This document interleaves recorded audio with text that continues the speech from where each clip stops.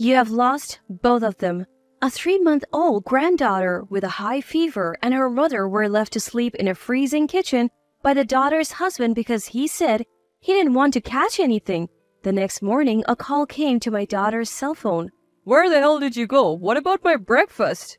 Hearing only about himself and showing no concern for my daughter and granddaughter, I held back my anger and calmly told him they had passed away. What? After a long silence, he started making excuses. This is all your fault. You better be ready. At my cold words, he abruptly hung up. He won't get away with this. So I began my quest for revenge on behalf of my daughter and granddaughter. My name is Macon. Soon after my daughter Emily was born, I divorced her father. He was reckless with money and I felt I couldn't raise Emily with him around. From then on, I worked hard to raise Emily by myself.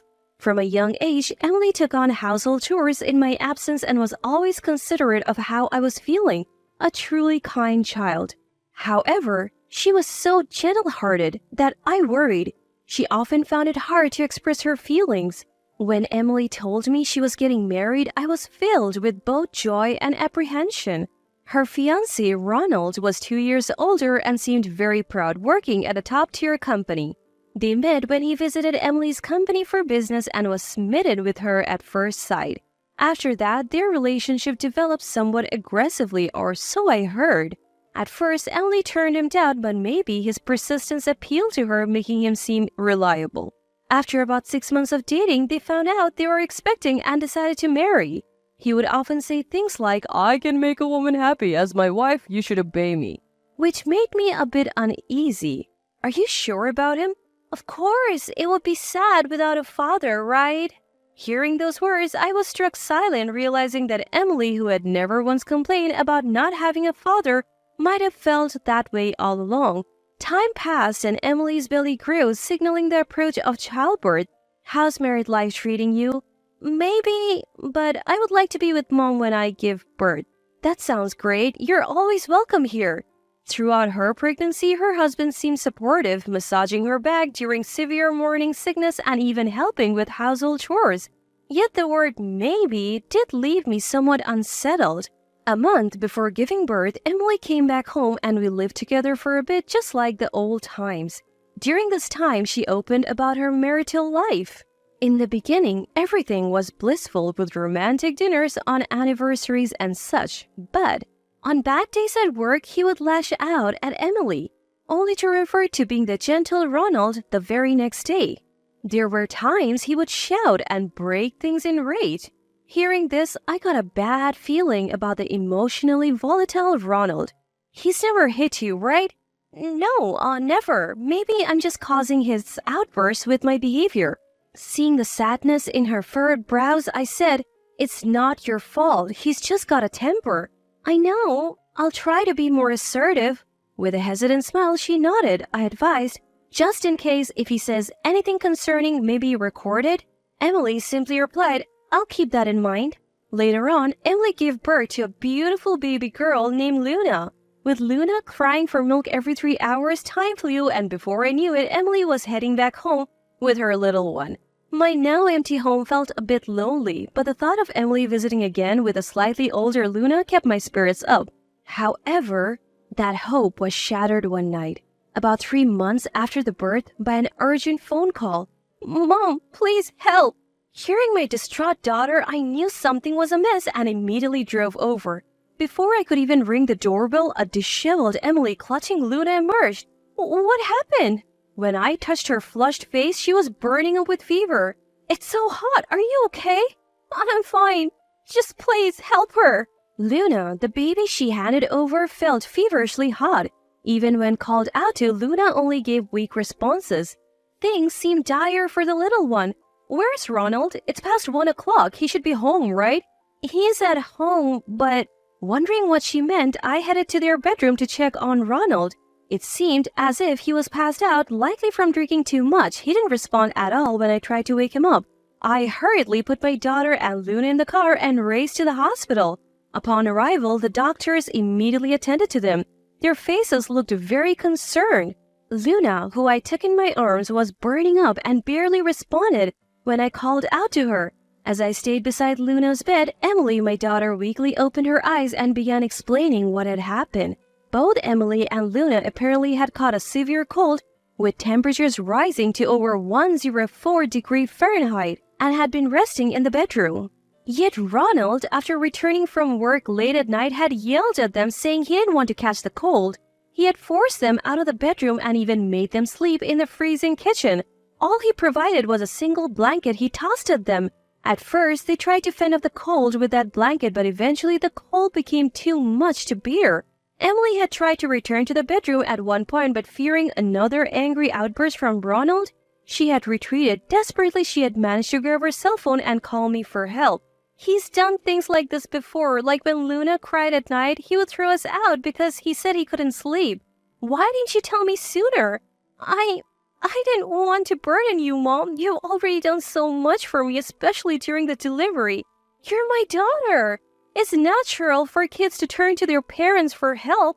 If I rely on you more, I feel like I can't do anything on my own. Tears streamed down Emily's face. As I tried to wipe them away, I noticed faint bruises on her arm. What happened here? No, nothing, really. There's obviously something. Tell me. I promise I won't get mad. At first, Emily remained silent, but eventually she started opening up. She had been raising Luna all by herself. Ronald not only refused to help, but seemed indifferent to Luna. Worse still, when Luna wouldn't stop crying during meals, he would angrily tell her, "It's your fault she won't stop," and once even grabbed and shoved her to the ground. She had thought about reaching out to me multiple times. However, the day after such incidents, Ronald would oddly become kind and help around the house, confusing her about his true nature. Seeing Emily in tears as she spoke, I was determined to protect both her and Luna. "You have been so strong until now. You don't need to push yourself anymore. Thanks, Mom." With that, my daughter drifted back into a deep sleep. With a heavy heart, I stayed awake all night, hoping for Emily and Luna's recovery. The next morning, Emily's cell phone rang loudly. It was Ronald yelling on the other end. Where the hell are you? What about my breakfast? He seemed to think I was his wife ranting. You think you can just leave? You just need to do as you're told. Do you mean, Emily by you? Mother-in-law, why are you? Caught off guard, he shifted. It's been a while. What happened? It seems you have treated Emily quite poorly. What are you talking about? I have no clue. Taking a deep breath, holding back tears, I told him, "We are in the hospital. Sadly, it's too late. You have lost them both." What?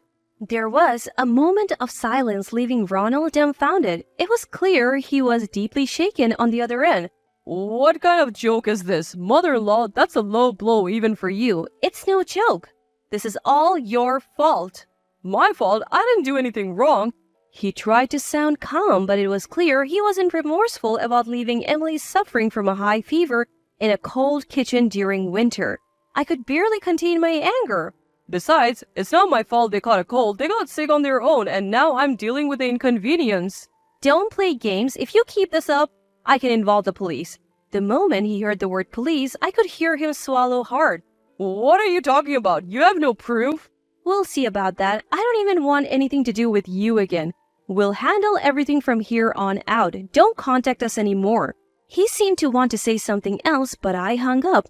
I'm sorry, this is all I could do. Thinking of Emily and Luna, I couldn't stop the tears. A couple of months later, Ronald suddenly stormed into her house. Hey, bring her out. I know she's alive. What are you talking about? Out of the blue? Don't play dumb. I saw them with my own eyes. Ronald claimed that he saw them walking in a park during his work break. He tried to chase them down but lost sight of them when he got a call. I thought I might be seeing things, but I'm sure it was them. You told me you lost them, right? He was so furious, spittle flying from his mouth, that I smirked and replied, "Oh, did I say that?" What are you talking about? His rage intensified at my feigned ignorance, his eyes even sharper than usual. It's strange that I haven't received any paperwork or procedures after that. You're hiding them from me, aren't you? I know they're here. Maybe you're just imagining things. His voice grew louder and angrier, his face turning a deep shade of red and the veins on his forehead looked ready to burst. Enough with the nonsense, old hag. There are things you should and shouldn't say. Why do you have it out for me anyway? Well, there's plenty to resent. I'm a top-tier guy who settled for plain Emily. She should be grateful. I sighed heavily at his words. I despise that about you, and I haven't lied. You're lying. You told me they both died. What I meant was only you lost them, not me. His rage exploded at my words, knocking over whatever he could reach, including a rather expensive vase. He probably acted the same way around Emily. I watched him, keeping my cool. Just bring her out already. I need the housekeeper for chores, though I don't care much for the noisy brat. Stop it. Acting this way won't get you to Emily, and saying you don't need your own child? You have no right to call yourself a parent. I don't need to hear that from you. They are my blood, so they're mine, right? That's not the point. Do you think you'll get away with this? I'll call the police. It's your fault for lying about her death. Just bring her here now. His words were relentless, making any conversation impossible. I reluctantly took out the voice recorder I had. Seeing it, Ronald froze. What's that? Evidence of what you did to Emily. When I pressed play, the recording revealed his hurtful words to Emily. Hearing it, he paled. You really can't do anything, right? Must be your parents' bad upbringing. And shut up, stop talking back, and don't let the baby cry forever. Were among his shouts. Between his outbursts, Emily sobbed, "I'm sorry," could be heard, making my heart ache. Sounds of him throwing objects were also recorded. Hearing the recording, Ronald started to tremble. How on earth did you get this? That woman? I told her to record it just in case. So you orchestrated this? What a dirty move, and you call yourself a mother? Exactly, because I am a mother. I don't want to see Emily hurt. Insurance is important. Both of you are just despicable. If you ask 100 people, all 100 would say you're worse. There's no way I'm returning Emily to someone like you. I then presented him with the divorce papers that Emily had signed. Staring at them, Ronald was in utter shock. What is this? It's a divorce petition. It's pretty clear. Can you sign it quickly and leave? Hold on, please wait. If word gets out about the divorce, it'll be bad for my reputation at the company. Seems he's really concerned about damaging his elite image. He's making a big fuss about it. Always caring about public image, yet utterly incapable of showing any concern for his wife. Please, I'm begging you, I don't want a divorce. Judging by his almost tearful voice, this would have significant repercussions on his future career. If you don't sign here, we're taking this to court. You do realize you would be at a huge disadvantage, right? But let me see her first. There's no way I'm exposing Emily to any danger. Please, I beg you, I'll apologize for everything. I truly love her. All his earlier bravado was gone. Seeing him plead in tears was pitiful. Part of me wanted Emily to witness this, but getting him to sign the divorce papers was the top priority. Listening to his whining was beginning to get on my nerves. You brought all of this on yourself. With that ridiculous pride of yours, just sign it already. No. What? Hold on a minute. Suddenly, Ronald bolted. He must have been panicking quite a lot when he tripped at the front door, getting mud and grass all over him. He didn't look anything like the polished executive I once knew. I immediately contacted my lawyer and, following their advice, reported the incident to the police. He was arrested at his home, initially on suspicion of property damage. Later on, he was also charged with assault against both of us. In the end, between alimony and child support, we were able to secure about $80,000. It was a small relief given the circumstances. Once his criminal record became known at his workplace, colleagues started avoiding him, fearing his violent tendencies. He couldn't handle the isolation and eventually resigned on his own. Well, he brought it all on himself. I have no sympathy for him. Mom, she just spoke. Did you hear it? She said, Mommy. I began living with Emily and Luna. Emily mentioned moving out and getting a job, but I can't bear the thought of her going through the same ordeal again. Some might say I'm overprotective, but she's my precious daughter, and Luna is my beloved granddaughter. Nowadays, Emily's smiles and watching Luna grow up have become my greatest sources of energy and joy.